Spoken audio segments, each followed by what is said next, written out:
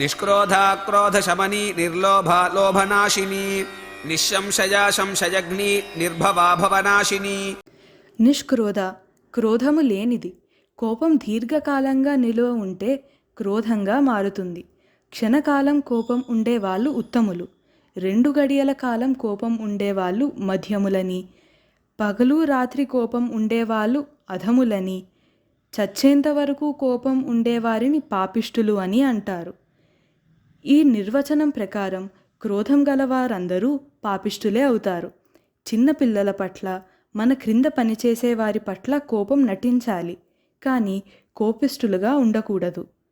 ఎదుటివారిలో మార్పు కోసం తప్ప కోపం కక్ష సాధింపుగా ఉండకూడదు.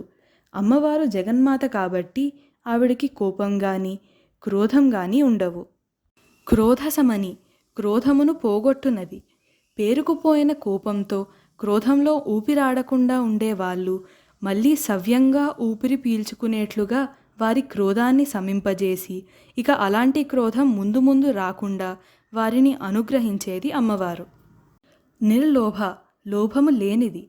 పెట్టే గుణం లేకుండా అంతా తనకే కావాలి అని దాచిపెట్టుకోవడమే లోభము. వీలైనంత వరకు ఇతరుల సొమ్ముతో కాలాన్ని వెళ్ళబుచ్చడం కూడా లోభమే. ప్రకృతి స్వరూపిణి అయిన అమ్మవారికి ఆ లక్షణాలు లేవు. ప్రకృతికి స్వార్థం అనేది ఉండదు. తన పిల్లల అందరి పట్ల సమదృష్టి కలిగి ఉంటుంది. అందుకనే అమ్మవారు నిర్లోభ. లోభనాశిని లోభమును పోగొట్టునది. ముందుగా అమ్మవారు లోభి కూడబెట్టిన దాన్ని కొల్లగొట్టబడేట్టుగా చేస్తుంది. అటుపైన కూడబెట్టిన లోభి ఇతరుల మీద ఆధారపడవలసి వచ్చి ఇతరులకు పెట్టే గుణాన్ని నేర్చుకుంటాడు. ఇలా మనలో ఉండే లోభ గుణాన్ని పోగొట్టి త్యాగ గుణాన్ని పెంపొందింపచేస్తుంది అమ్మవారు. లోపి కూడబెట్టుకున్న దాన్ని కొల్లగొట్టబడేట్టు చేయడానికి ఇతరులే అక్కర్లేదు. దుబారా చేసే జల్సారాయుళ్లను లేదా త్యాగగుణం బాగా ఉండే కొడుకుల్ని వాడికి పుట్టిస్తే చాలు. నిస్సంశయ సందేహములు సంశయములు లేనిది. సాధారణంగా మనం దేన్ని పూర్తిగా నమ్మనూ లేము, నమ్మకుండా ఉండనూ లేము. ఇదే సంశయ స్థితి. సంపూర్ణ జ్ఞానం ఉంటే కానీ ఇలాంటి సంశయాలు రావడం మానవు. అమ్మవారే సంపూర్ణ జ్ఞానము కాబట్టి ఏ విధమైన సంశయాలు ఉండనిదే అమ్మవారు. సంశయగ్ని సంశయములను పోగొట్టునది. గజేంద్రమోక్షంలో చెప్పినట్లు ఉన్నాడా లేడా అనే సంశయము మొదట తొలగింపబడుతుంది.